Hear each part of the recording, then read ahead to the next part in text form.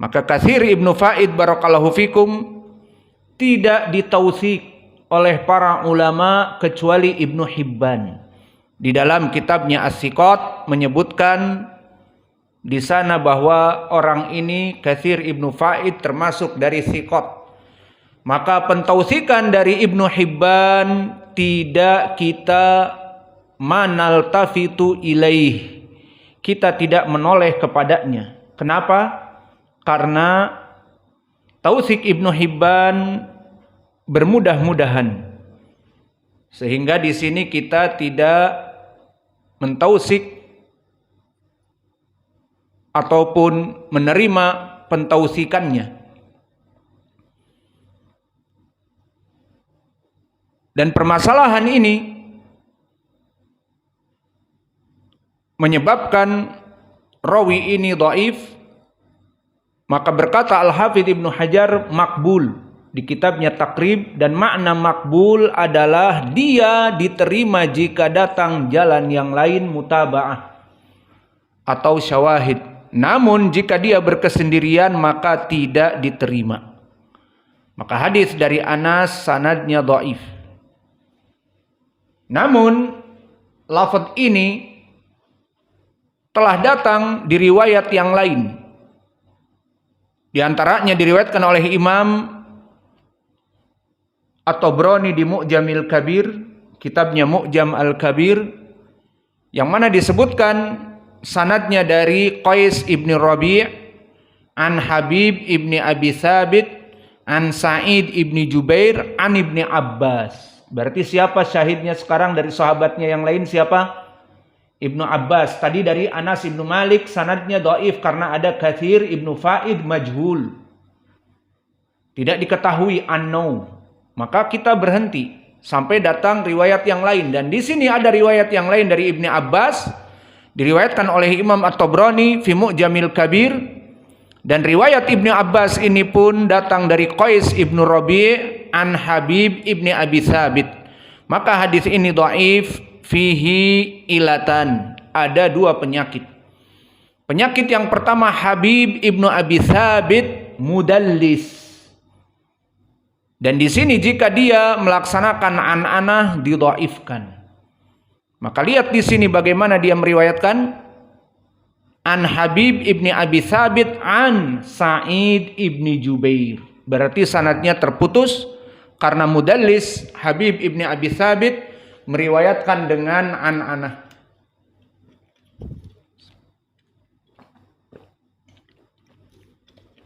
Kemudian ilah atsaniyah, penyakit yang kedua.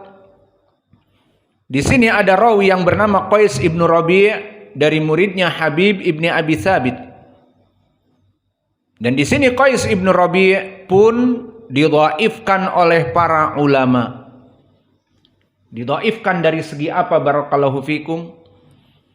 Dari segi pelajaran kembali kepada dhawabit al-jarh wa ta'dil. Telah kita sebutkan di pelajaran kemarin dhawabit al-jarh wa ta'dil bahwa ad-dhabt yang qasimu ila qisman. Na'am aula ila qismain. Udkur lana ya Hudzaifah. Ad-dhabt yang qasimu ila qismain. Dhabtus sadr wa dhabtul kitab. Ma makna dhabtus sadr? Qad dzakarna. Ya'udu ila al-hifdh. Aywa, ma makna?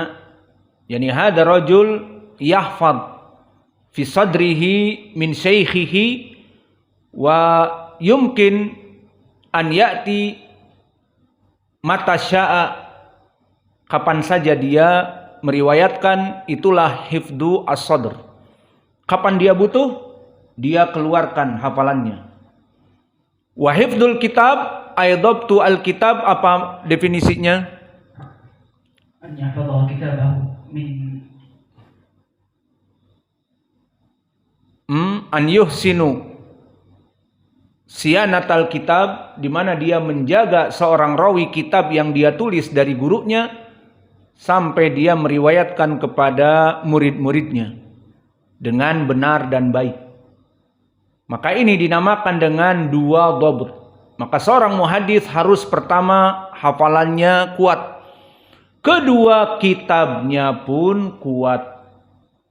Maka jika ada seorang rawi yang hafalannya rusak, kitabnya bagus, tapi hafalannya rusak, tidak diterima. Dan kebalikannya, hafalannya bagus namun kitabnya rusak. Maksudnya kitabnya rusak kehujanan misalnya, tidak terbaca. Maka dia kembali kepada hafalannya, hafalan al-hifdhu khawan. Al-hifdhu khawan. Hafalan itu berkhianat. Di saat dia butuh, maka hilang. Dan mau murajaah, tidak ada lagi catatan yang benar.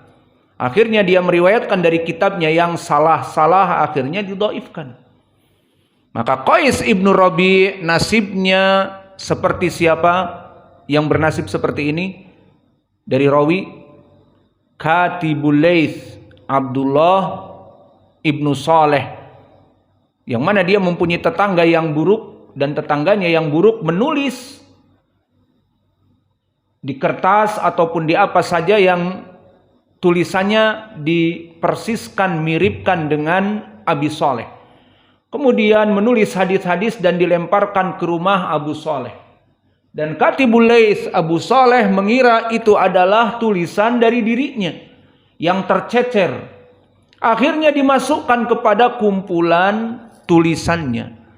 Sehingga pada kitab Katibul Laits ada tulisan tetangganya dari hasil karya dia. Yang sanadnya aneh, hadisnya aneh. Akhirnya setelah meninggal Laits ibnu Sa'ad dan dia meriwayatkan dari kitabnya itu, heran semua para muhaddisun. Karena para muhaddisun yang belajar kepada Laits ibnu Sa'ad tidak tanggung-tanggung siapa? Imam Asy-Syafi'i. Dan juga para ulama di Mesir seperti Abdullah ibnu Wahab dan Ahmad ibnu Saleh al-Misri dan yang lainnya, para ulama. Maka semuanya melihat kok aneh. Laits ibnu Sa'ad tidak pernah meriwayatkan hadis seperti itu. Tidak pernah mempunyai syekh yang namanya seperti itu. Maka dari mana Katibul Laits mempunyai hadis yang aneh? Mempunyai sanad-sanad yang aneh, bukan dari Laits ibnu Sa'ad, tapi dari tetangganya yang buruk. Maka didhaifkan. Bahkan sebelum tahqiq hakikat rawi ini, dia muttaham bil kadzib. Maka para ulama pertama menuduh dia pendusta. Telah berdusta dia kepada Laits. Hadis-hadisnya aneh sekali. Maudhu, ini buatan. Setelah ditahqiq masalah, diintrogasi, dan mengakulah tetangganya bahwa itu adalah hasil karyaku. Maka hasad di antara thalabul ilm dari semenjak zaman dulu. Maka para thalabul ilm di pondok pesantren ataupun di tempat-tempat menuntut ilmu seperti di tempat Laits ibnu Sa'ad ada saja. Ada para penuntut ilmu yang hasad, yang iri, yang dengki. Tidak ingin Katibul Laits menjadi orang marja, kitabnya menjadi orang terdepan. Maka tetangganya berusaha untuk menjatuhkannya, dan ini ta'rif hasad yang haram. Apa definisi hasad? Yuridu kal mahsudi walakin ma'azawalin ni'mah. Dia menginginkan seperti yang dihasadi, seperti Katibul Laits, namun dia menginginkan kenikmatan yang ada pada Laits itu jatuh. Maka di sini jatuhlah Laits ibnu Sa'ad dari kenikmatannya meriwayatkan hadis-hadis dari Laits, dijatuhkan. Ini yang haram.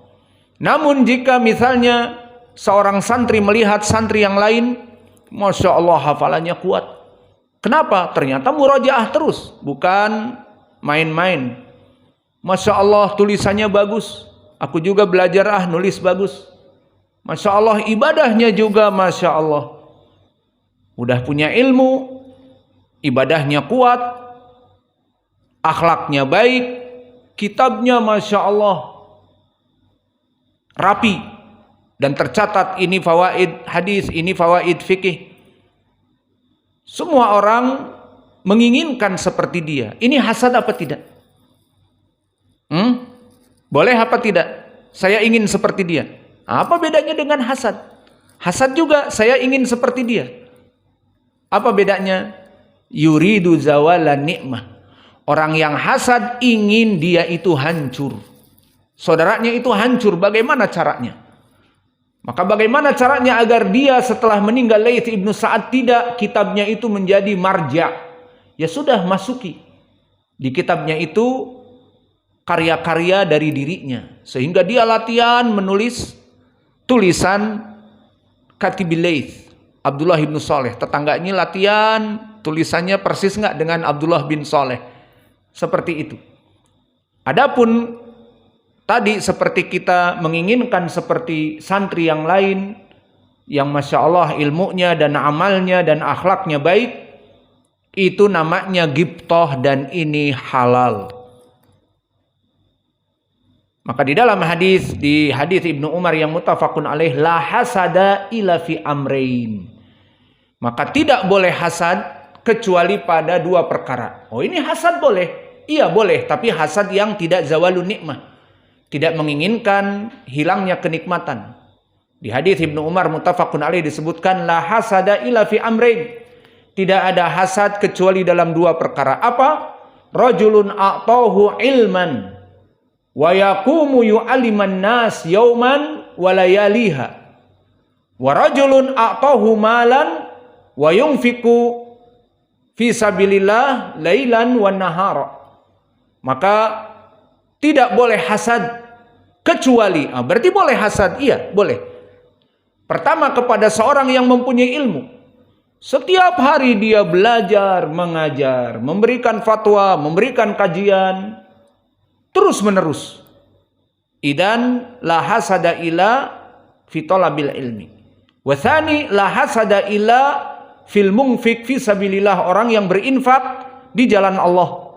Maka setiap saat dibutuhkan untuk dakwah, dia menginfakkan. Dan setiap saat dakwah membutuhkan, dia menginfakkan. Maka setiap malam dan setiap hari dia menginfakkan dari Allah, mudahkan rizkinya, boleh hasad.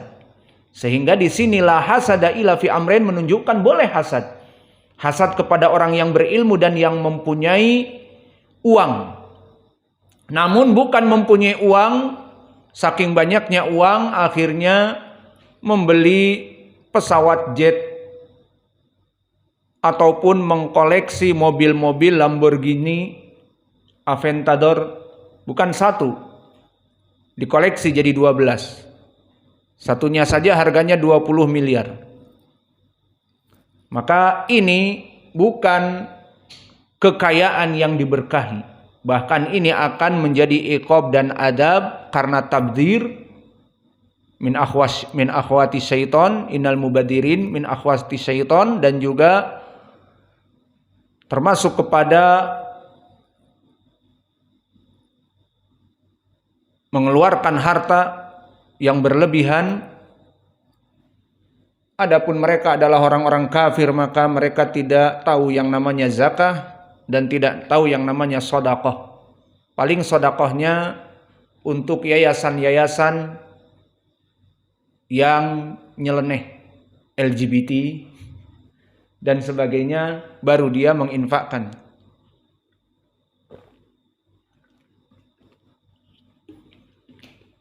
Kembali kepada permasalahan Qais ibnu Rabi'. Maka dia seorang rawi yang asalnya tadinya diterima, saduq, namun kemudian didhaifkan. Kenapa? Karena pada kitabnya masuk kitab yang tidak diinginkan dari pihak anaknya. Maka telah datang nas dari para ulama tentang pendhaifannya, yang tadinya dia seorang yang paling sedikit saduq, diterima hadisnya. Maka berkata Imam Ibnul Mubarak an Qais, fi hadithihi khata', pada hadisnya ada kesalahan. Dan begitupun Imam Ahmad Ibnu Hanbal, disebutkan Qais lima turika hadithahu au hadithuhu. Kenapa Qais itu ditinggalkan hadis-hadisnya? Disebutkan oleh Imam Ahmad, kana yatasyayya, yang pertama dia bermadhab Syiah. Wa kana katsirul khata' fil hadis, dan dia banyak kesalahan dari ilmu hadis, meriwayatkannya banyak yang salah.